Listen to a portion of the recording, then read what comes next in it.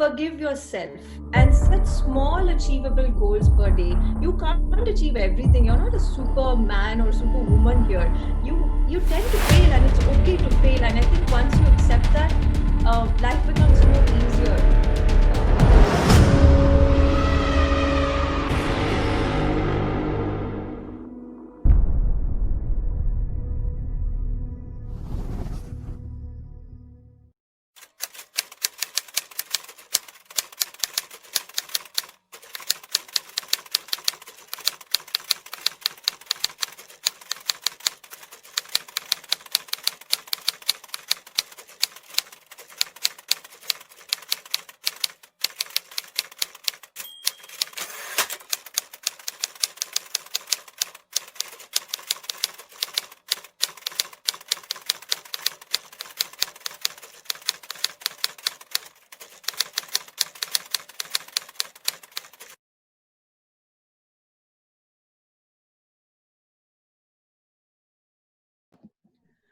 Greetings, ladies and gentlemen. Today it is an honor and a pleasure for me to introduce you all to this particular session wherein we are going to know more about the need of women in tech. My name is Harsh and I'm going to moderate this session for all of you wherein I'm going to introduce you all about event and perhaps the person who is going to interact and address all of us. First of all, I request you to kindly acknowledge and welcome the presence of our esteemed guest, Madam Hima Bindu, who is here with us. I would like to request to all the persons, those who are watching this session on YouTube, to kindly upload in the comment section and welcome the presence of our esteemed guest. Madam Hima worked for IBM India Pvt Ltd as Global Enablement Leader for Hybrid Cloud Infrastructure Services in GTS. She has worked across various business units within IBM, gaining experience across HR, business controls, security, service delivery, account management, compliance, project management, technical delivery, and skill enablement during her last 16 years in this organization.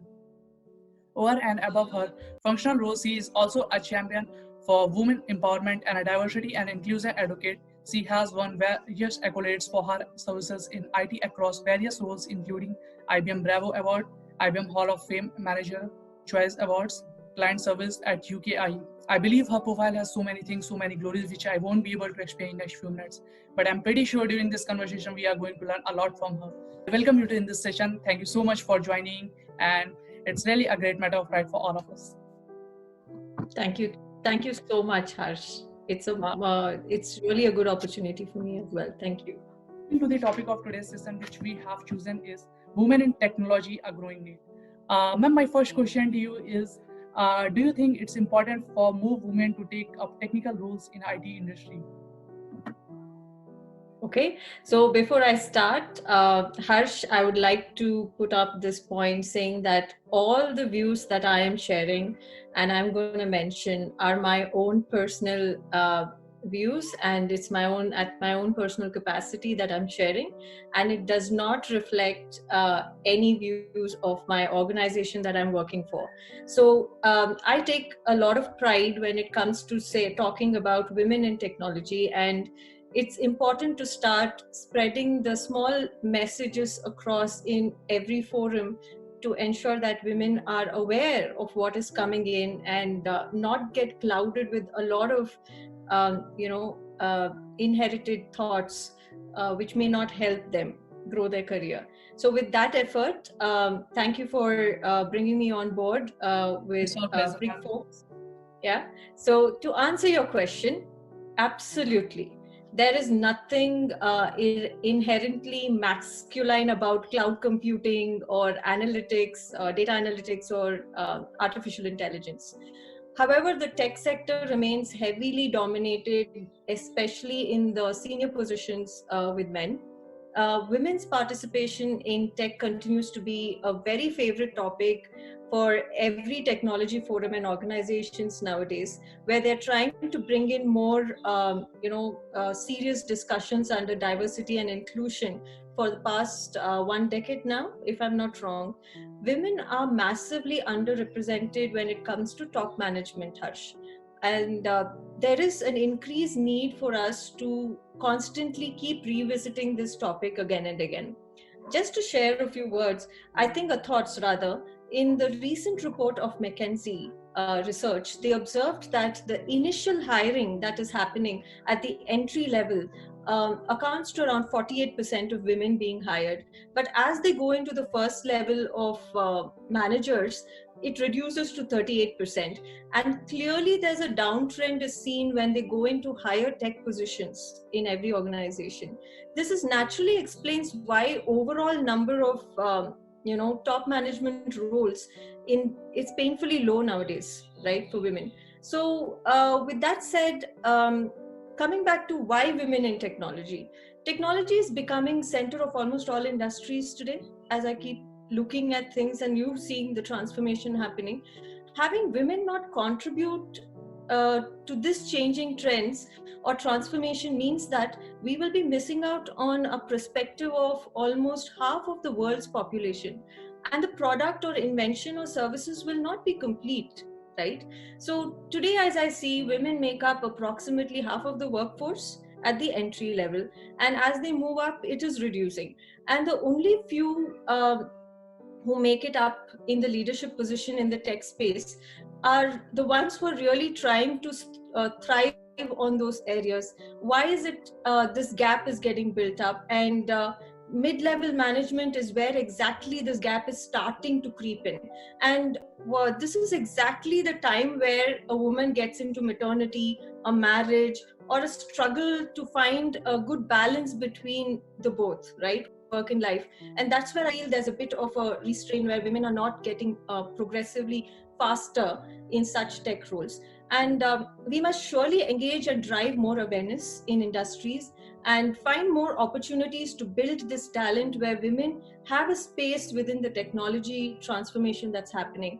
We must come up with clear constructive path for women to come back to work and also balance and grow their careers without giving up, because of other demanding needs or based on the society that has been created today. That's my answer to you, Harsh. All right, ma'am. I think you have very beautifully explained and covered all aspects related to it. Ma'am, my next question to you: in your experience, does being a woman in an IT profession come with challenges? If so, what would that be, and how can they overcome? Okay, so honestly, in any profession, there are highs and lows, right? Because you're dealing with people and their expectations here. It's not straightforward. And my belief is any challenge can be converted into an opportunity if you have a growth mindset.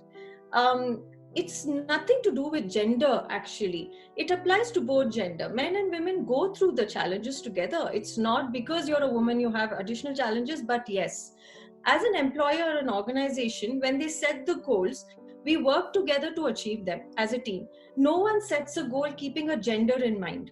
That is something that we need to be clear of, right? And now the real question is, how do we as women deal with these expectations and balance them with all the additional responsibilities we have at home? All this is coming up, Harsh, is because the society, they've built this constraints and rules around this gender. And that is coming because of this current generation that we are in today. And this is this generation where women are literally growing, who are mothers or who have got married. This generation is the one which is actually struggling between the olden day beliefs that your parents have inculcated in you, and families have come together, and the millennials. You're looking at the new generation today, and they're very clear, they're very fast, and you need to adapt. And this is brought in a lot of confusion in our space. So if a woman is working, she has to also shoulder the full responsibility of her home. It's not like she can do a part-time. Today I can't do this, someone can take over. No, she has to be accountable across the board, because men are not equipped with life skills of cooking and taking care of the home by themselves. They really need that support. So it has to be a balancing act, and with the changing times, it's becoming more and more evident. If you really see now, the list of few challenges that we see nowadays as women getting into tech is, the first one is balancing the various expectations as a woman at home and office. Both are demanding. It's not easy. And our rights and decisions of a role that we want to pick or a task we want to do sometimes gets a little biased on the status we are in. Are we married? Are we pregnant? Or are we a single mom? So all these things matter a lot when somebody's trying to assign you a task or you're going to go to that role. So these thoughts still creep in a bit, though organizations are being very careful about this, not to hamper the opportunities coming for women. Some pockets of the areas it's still present, and there is still an unconscious bias that exists in the organizations today, and it's not completely gone. But what can we do about this? We are aware, everybody is aware, but what do we do about this? I think first and foremost, women must first believe in themselves and their capabilities, that they can do it. And you yourself must trust your own potential and mentally accept that you're equal to men. Don't ever think that you're anyway less and you can't contribute as much as the person is doing. Your better half is doing as well. So women must be more open to ask for help. Nowadays, I don't see many women asking for help, right? Now, networking is more important. Build more mentors who can enable and develop your careers. I think that is the openness that you should have. Even one, there is this, everybody has their plus and minuses, Harsh, and we should appreciate that differences, and we should work as a team. And I think more you are working in a group and in a team, you are no more in competition with anyone. You are actually bringing the synergy together, and I think that's where you should need to come up with this term called equality, right? And you need to promote this. I love this topic called male allyship. You have to promote this a little more strongly inside the space of diversity and inclusion. Male allyship is nothing but, many a times, we as women, in especially the technology space, we really need mentors who can drive with their experience and share their paths of struggle that we can build on, adapt and understand and move on, right? They can coach you through it, and they can actually build up the space for you. And I think when a male counterpart is actually trying to guide you through your career path, it makes a lot of difference. It's very important to understand the other gender's perspective as well, because those are certain things we benefit from each other. It's not that you're two different clans, and I think that needs to change a bit. And last but not least, forgive yourself and set small achievable goals per day. You can't achieve everything. You're not a superman or superwoman here. You tend to fail, and it's okay to fail. And I think once you accept that, life becomes more easier, Harsh. And I think these are certain small things we ourselves have to take steps to go ahead in this transformation of technology and growing our careers. Indeed, ma'am. Let me tell my all viewers that ma'am is currently working on an initiative to uplift the single parents across the groups that she works with as an ambassador to help them accept, stabilize, and be independent to live a complete life without fear. Ma'am, I think it's a kind of privilege that today we got a chance to hear all those things from you. Ma'am, my next question to you is, do you think enough is being done to help women to pursue technical careers today by organizations? If not, what would you recommend? In my experience, yes, many companies are growing aware of this gap and gender bias that's in review right now. And there are companies who are giving very high focus in increasing women in diversity by giving certain targets to the teams and business to drive that inflow of technical talent who are women, right? Specifically, there are a lot of things which is done. To name a few, there are policies which have come up, which talks about return to work policy, better pay grade changes are being made, then offer more network and professional development opportunities for female. They're bringing up programs that would help that. Then they are getting more clearer crafted career paths, right, which will also have these nuances of women going to maternity, coming back, and projects which are crafted to ensure that women are back into technical stream. They've given a lot of effort in these areas. Flexible work timings, and now given the pandemic, work from home is pretty much made available. And even I think there is this increasing need of putting the woman in front. And there are a lot of awards, a lot of surveys which are being coming up where companies are taking feedback from women directly as to what do they need changing to help them. And I think this openness is really very transformative for women's growth in their career. I am sure every social change will take time, Harsh. It's not very immediate and easy, but when companies are already thinking about it, women should not be fearing this space at all. That's my point. And if in case that companies really want to look at executing this effectively on the ground, I think that is where they should focus on. Though you can bring hundreds of policies, hundreds of programs, but if it's not effectively executed and communicated on the grassroots level, it will fail. So because adaptability will become less, people will not be aware, and they still get into these, ambiguous spaces where they don't know what to do. So this will still continue. So I think you need to keep that point very clearly done when you're doing these programs as a main topic and amplify them, on that space. Rather, I would say that you should look at running more programs on growth mindset, which will really help men to change their perspectives about learning new stuff and working as a team, and looking at their failures as opportunities to build themselves up. I think that is where organizations should also invest, apart from bringing programs that is only women oriented. And also partnering men to start working with these programs will give you a very different change that we needed the most. Harsh, that's my few thoughts when it comes to organizations trying to give these policies for women. All right, ma'am. It was really a very wonderful your thoughts, and I think it's a kind of, again, I have to say that it's a kind of privilege that today we got, and I must say that the viewers, those who are watching this session, they will gain many things from it, and it will be fruitful for them as well. Ma'am, my next question to you is: do you think young millennials are choosing career over motherhood? Wow, that's a very, very interesting topic. It's very close to my heart. I have been a manager for big units, and I do have women reporting into me. And yes, there were times when there's always this thought, right? Okay, if I get into motherhood, will my job be safe, or will I come back and not know what I'm going to do, or will I be, uncertain about a future or a career of mine? I think the unspoken fear every millennial woman has today uh, is very evident at some level.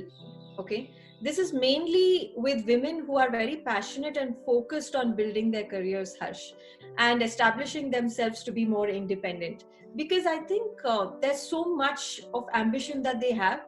Why should they not? They should have it. And I think we need to recognize that the growth path is always to be financially independent and make a mark by traveling the world and gaining experience. That's why they are like that. They're very fast, very agile, and there's lots of energy in them that they can really experiment. But marriage is still okay for them. They're okay with a marriage because they surely are already setting expectation with their other half, when they better half, and they come with that fact that they would work. But having a child is something that they would still think about. Of course, there are many things that make them think about becoming a mother. One is a child is additional expense. Are we having enough money today to really factor that in? The second thing is health implications that she as a mother should go through to fix it. And then the support system, who will be able to take care of it, because she would want to work, right? She wants to get back to work. And the fear of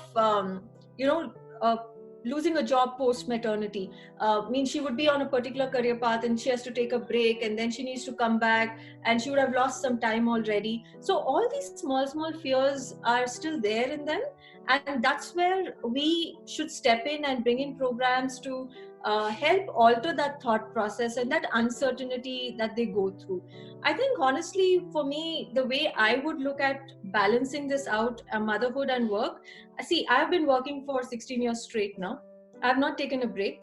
And potentially, even after my maternity, I went back and I took a job which was in IT, core IT, doing service delivery. And it was I felt personally that I know that I had sacrifices, but it was okay, Like a couple of things that I arranged around that space was setting the expectations up front with your family, your husband, your in-laws, that you would want to go back to work after maternity is very key. That's the first thing you should be doing. Then creating a sustainable ecosystem. What I mean by that is when you're not around, your child or even yourself, your needs and whatever matters to the family is all taken care of by giving additional support, like your maids, your cooking maids, your help, additional help for your child, tuitions. All this should be something that you should have thought through. Technically, you can't give it a blind eye. That's what I mean. And then clearly planning your finances, really very critical. It's not enough that you want to continue to work, but you're working for what? You're working to save money, you're working to grow, you're working to ensure that you have enough to again pursue a path that will help you. And your career should not be decided by the amount you're getting, because every time you switch a job, you're getting a break to do something else. You again have to prove yourself to that company. So you're losing that strength of staying in one company, one organization, during that period.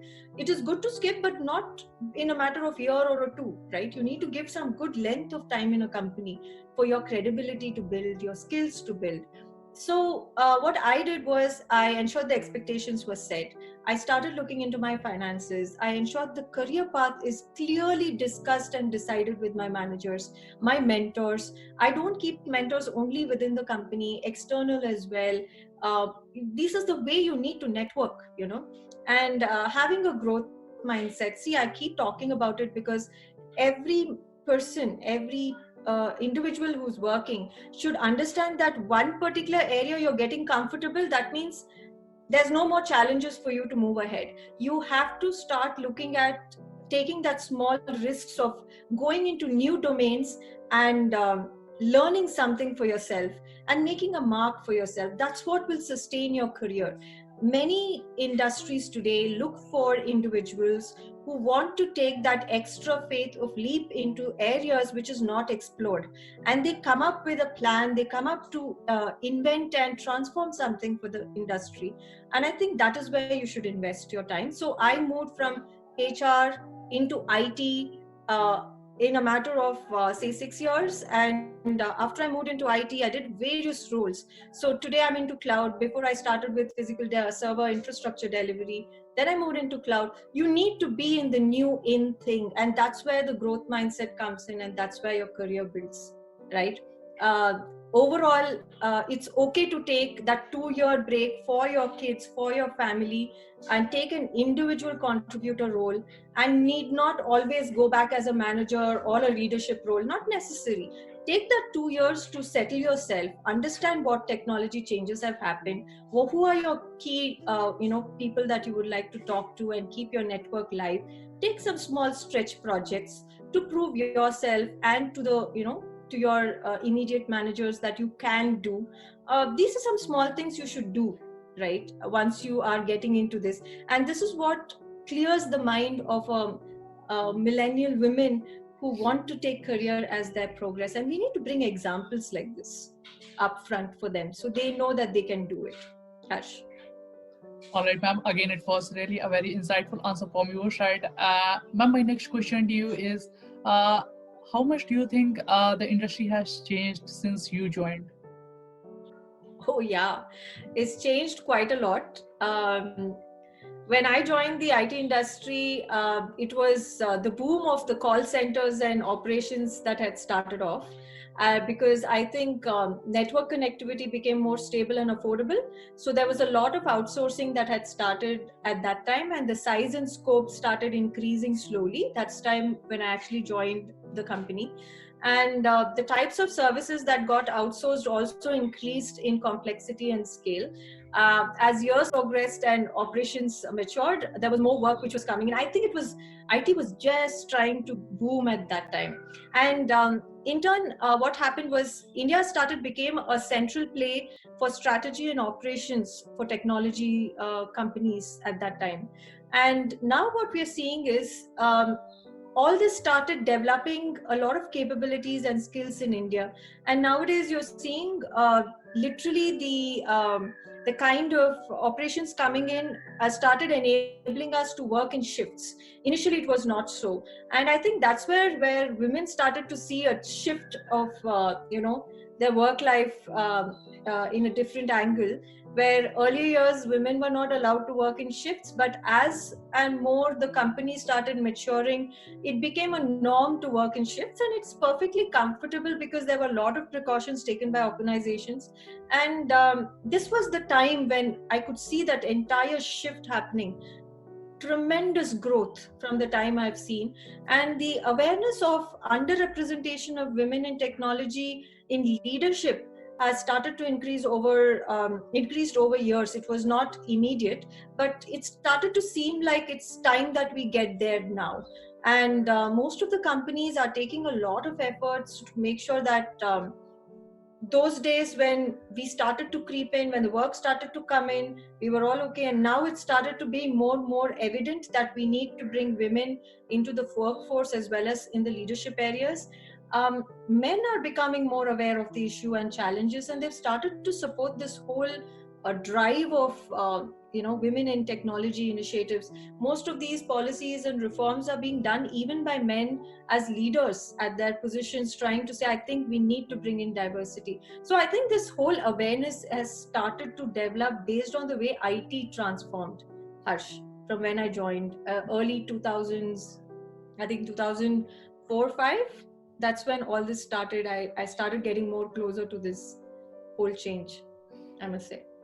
All right, ma'am. Ma'am, my next question to you is, what first sparked your interest in working in the tech industry? Okay. See, it was a big deal to get a job in a IT corporate industry and IT MNC.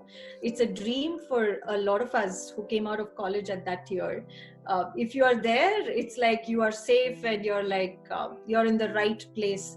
And as I told you, you have this technology booming at that time, and if you're not in that type of transformation, I think you wouldn't have you wouldn't have been able to completely be along with that transformation. And I think being there only brought me here so far, and I feel it's a fortunate deal of change that I took over by coming into an IT company. And you know it just keeps me on my toes. Every few years, it there's so much of growth in technology. You as an individual have to upskill yourself, match up, and start growing along with it. And I think that kept me very interested in this space. Today we are talking about AI, automation, blockchain, cloud. Those days I remember talking about physical servers. That's the kind of change we're looking at right now, and that kept me interested. All right, ma'am. Then my next question to you is, what is the greatest transformation in technology you have witnessed in your career? As I said, when we started off, I didn't know we are going to be so fast and so close, building ourselves into cloud, etc. I never knew how this future would be transformed in this space. I just started being very inquisitive, kid on the block, trying to learn everything, wanting to know everything. But this is a huge change, Harsh, I must say. Technology has been transforming constantly. Starting the early days, where computers were centralized and moving into distributed computing, running on various networks, topology, with coming to PCs, etc. There's a lot of changes which we are looking at. The one of the big transformation that ever happened in the early part of my career was the onset of outsourcing that I spoke to you about, where wide area network technologies were booming, and the wide web became more available across the world. So what this did was it started making other countries come and tap on to a workforce from India to start supporting, and they started centralizing their data centers here, and we started supporting across offshore work. And that's something that changed a lot. And that's where I was working as a service delivery manager supporting UK clients. I never ever thought that we from India would ever be able to support something like this offshore. And then started the boom of internet, started becoming widely available and affordable rates for most of the parts of the world, and hence web-based applications started becoming more and more popular, as I saw. Then this size of the chips, right? The cost of these digital components were also going down tremendously because they were able to bring in everything into one small handset, handheld phones. I still remember the phones we had buttons on. I think you do remember them. Just imagine the smartphones that have come out today. So I personally feel this transformation has moved periodically and it's moving very fast. Now it's like moving into areas that we never ever in the past ever thought we will get there. And the advent of mobile technology and mobile internet with affordable costs probably was the biggest technology transformation I've seen. Uh, Otherwise, taking a picture on a phone was a dream, I should say, in my age, that when I started off. All right, ma'am. Ma'am, my next question to you: what are your thoughts on the next transformation in the tech industry? See, the tech industry, as I said, technology is becoming the core of every industry now, and the pace of transformation has surely increased. Have you ever thought of a vegetable vendor asking you to pay him through UPIs? Never before. That's what we're talking about, right? So this pandemic has also proved a very strong point, and it has accelerated this transformation so much that we don't have any other choice but to adapt. Look at the schools, the way it's running today. We never ever thought children would ever be able to complete their 1 year of their schooling in at home, and I'm seeing next year also it could run like this. So it's very fast, Harsh. That's one thing that I can say. And the other part is companies are also trying to transform themselves. Now we need to be very aware of this. What you had studied before is not enough. Your theoretical knowledge is no more enough. If you're a student and you want to get into a job, you need to understand the industry. You need to be industry ready. The demands are very high. Okay, it's not only an engineering degree anymore. It's very important for every engineering student to start understanding how companies are transforming and what technologies are transforming around them. They can't be ignorant about it anymore, in like how we were in our times. So what companies are doing today is that they're looking at changing their entire technology footprint itself. Almost every service today, if you're seeing, they're all moving online. That's why you have UPIs here. Have you ever stood in front of a bank to withdraw your cash unless it's needless necessary? Most of it is going on Google Pay. So if you really see, every company is going to go online, which means 3 to 5 years from now, 50% of your workloads will be shifting into public cloud. Why? Because it's cheaper. Second, it's manageable and pay as you go basis. And it's faster for companies to turn their investments into profits, right? So nowadays, companies are moving into new age technology that are flexible, agile, secure, scalable, more resilient, and fast in transformation and adaptability. Look at the needs of the companies that they're coming up with. And all this is capable because of technologies like cloud, multi-cloud, AI, automation, and blockchain, right? If these technologies were not developed, why would even companies look at doing this at a faster pace? And I think as this is moving, and this digital transformation is a huge opportunity for us to grow our economy today. And we must be aware of it and start embracing it. That's what I would say. And more and more IT industries, infrastructures is becoming a code, which means before the software development and coding are becoming hot skills for individuals who are trying to apply for jobs now. It's important that you have the coding skills in mind. Anything that automation or an AI machine can't do is what they're looking for. And for that, it is your critical thinking, it becomes your success factor in your careers. So you need to start adapting on these areas and also being industry ready. And industry for sure, today it is all these, Harsh, but tomorrow it could be some other technology. Now, what companies are looking out for is how quickly you will be able to learn, adapt, and give back something that will help them scale, and reap benefits. That's what I would Great. answer. Indeed, ma'am. I think the best thing we have witnessed in this pandemic is that people started converting a crisis into an opportunity. Ma'am, I think there's a lot to learn from you, and we all have seen that the things which you have told, it will be, I believe, I only not believe, I do strongly think that the people who are watching this session, they will learn a lot from this session. But today we are sort of time. I don't want to take you much time. So moving to my last question of this session, actually, the question is, what advice would you give to a woman considering a career in the tech industry? What do you wish you had known? Yeah, I think it's a good, a good point. See, first thing, the message to all the women out there is do not be scared about that roles, first thing. Then understand that what they understand as to what they are, and take advantage of those various programs that are given for women. Ensure you're organizing your personal and professional life in a way that you have enough time to learn and progress your career. Um, you know, one thing that I would have always given myself an advice is, if only somebody would have told me this, don't be afraid of technology roles. I would have surely leaped into it without trying on my MBA in HR.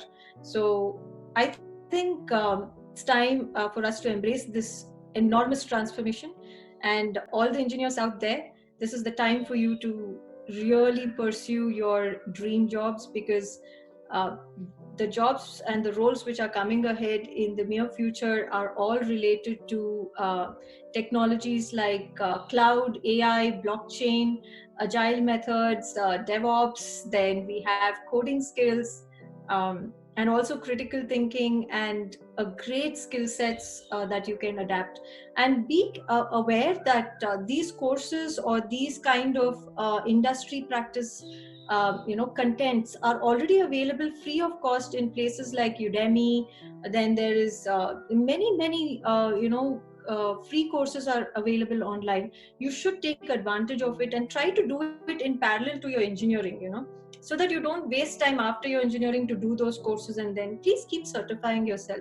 This would have been something that I would have wished to know for myself, or advised myself, Harsh. I think I missed out on that, might be, but I think we have all that facilities now. Indeed, ma'am, it was really a very wonderful advice, and I must say the kind of energy you brought into this session, it was really inspiring for all of us. Thank you so much, ma'am, for joining and giving your important time. It was a healthy discussion with you on the topic. We look forward to conduct more sessions with you in future. Thank you so much, Harsh and team, for putting this together. I hope this message reaches out to a lot more women, and they come up with more confidence to be in the stream of technology. Sure, ma'am. Thank you so much, ma'am. Planet on the ground is where I stand. Never give up, that was always the plan. It's so cold outside, I'm alone.